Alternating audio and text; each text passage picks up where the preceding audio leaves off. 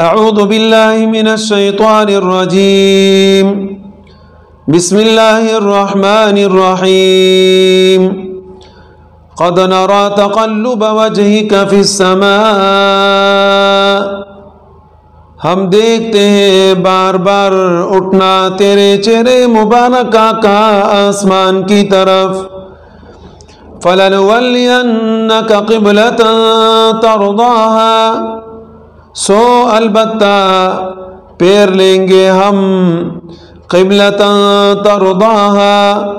تجھ کو اس قبلے کی طرف جس سے اے اللہ کے نبی تو راضی ہے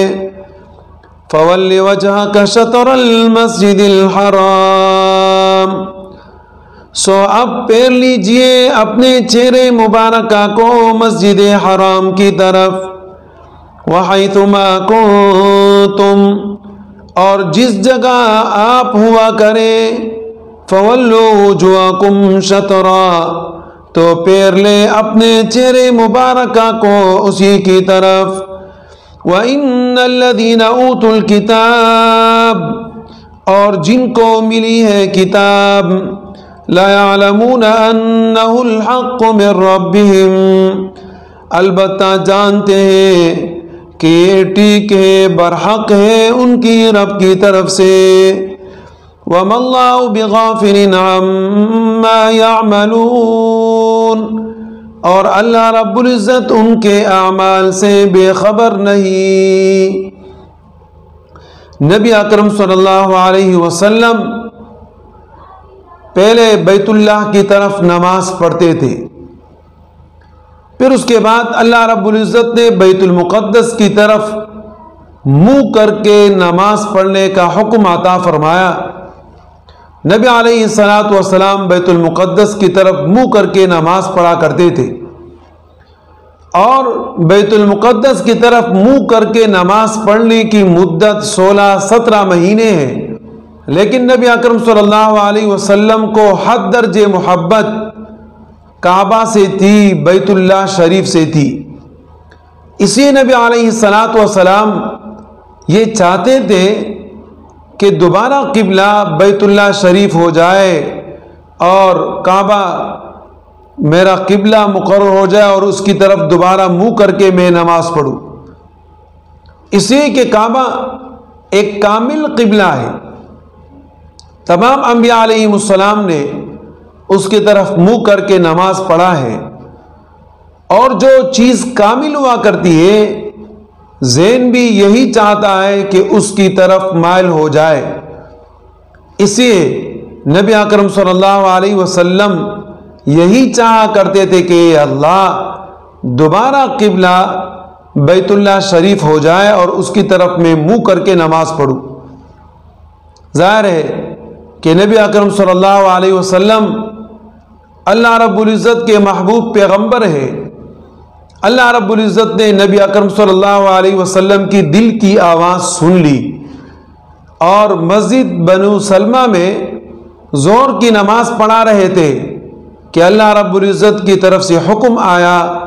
کہ آپ کا قبلہ اب آج کے بعد ہمیشہ کے لیے کعبہ رہے گا، بیت اللہ شریف رہے گا، اور وہی ہوا۔ نبی اکرم صلی اللہ علیہ وسلم نے 2 رکعت بیت المقدس کی طرف پڑھی تھی، جیسے یہ حکم آیا تو نبی علیہ الصلوۃ والسلام خوشی خوشی بیت اللہ کی طرف مڑ گئے، اور صحابہ کرام بھی بیت اللہ شریف کی طرف منہ کر کے نماز پڑھنے لگے۔ اس طرح تحویل قبلہ ہوا اور کعبہ ہمیشہ کے لیے قبلہ مقرر ہوا۔ اللہ رب العزت نے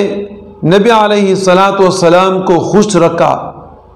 اور ساتھ میں جو توجہ والی بات ہے وہ یہ ہے کہ بیت اللہ شریف نبی علیہ الصلوۃ والسلام کی پیدائش کا علاقہ ہے، کہ کعبہ میں نبی اکرم صلی اللہ علیہ وسلم پیدا ہوئے، نبی اکرم صلی اللہ علیہ وسلم کا خاندان، نبی علیہ الصلوۃ والسلام کا بچپنا، نبی علیہ الصلوۃ والسلام کی رشتہ داریاں، نبی اکرم صلی اللہ علیہ وسلم کی دوستیاں، نبی اکرم صلی اللہ علیہ وسلم کے تعلقات اور ابتدائی زمانہ اسی مکے کے اندر گزرا تھا، تو مکے سے نبی علیہ الصلوۃ والسلام کی حد درجے محبت تھی، اور اس محبت کی بنا پر جب نبی اکرم صلی اللہ علیہ وسلم یہاں سے نکلتے تو مکے کے پہاڑوں کو دیکھتے تھے اور فرماتے تھے کہ مکے کے پہاڑوں، مجھے تم سے حد درجے زیادہ محبت ہے، محبت کا اظہار کیا کرتے تھے۔ اس حدود کے اندر انسان تو انسان ہے، تمام کے تمام جانور چرند پرند بھی محفوظ ہیں، اور ان کو بھی کوئی کچھ نہیں کہہ سکتا، یہاں تک کہ ایک حلال چیزیں شکار کرنا وہ بھی آپ کے لیے یہاں پر منع ہے، آپ شکار نہیں کر سکتے۔ اسی طریقے سے آپ کسی آدمی کی حرمت پامالی نہیں کر سکتے۔ آپ اس مسجد حرام کے اس حرمت والے علاقے میں رہیں گے تو اگر آپ نے اس حکم کی خلاف ورزی کی، آپ پر دم لازم آئے گا، آپ پر اس کا فدیہ لازم آئے گا، آپ پر اس کا بدلہ لازم آئے گا، جو آپ کے اس عمل کا کفارہ بنے گا۔ اس لیے امن والا جگہ جو کعبہ ہے، اللہ رب العزت نے دوسرے مقام پر فرمایا جعل اللہ الکعبۃ البیت الحرام قیاما للناس، اللہ رب العزت نے کعبے کو بیت الحرام فرمایا، کعبہ بنایا، پھر اس کو حرمت والا گھر بنایا۔ یہ گھر بنایا کون سا گھر؟ حرمت والا گھر، اور پھر حرمت والا گھر بنا کے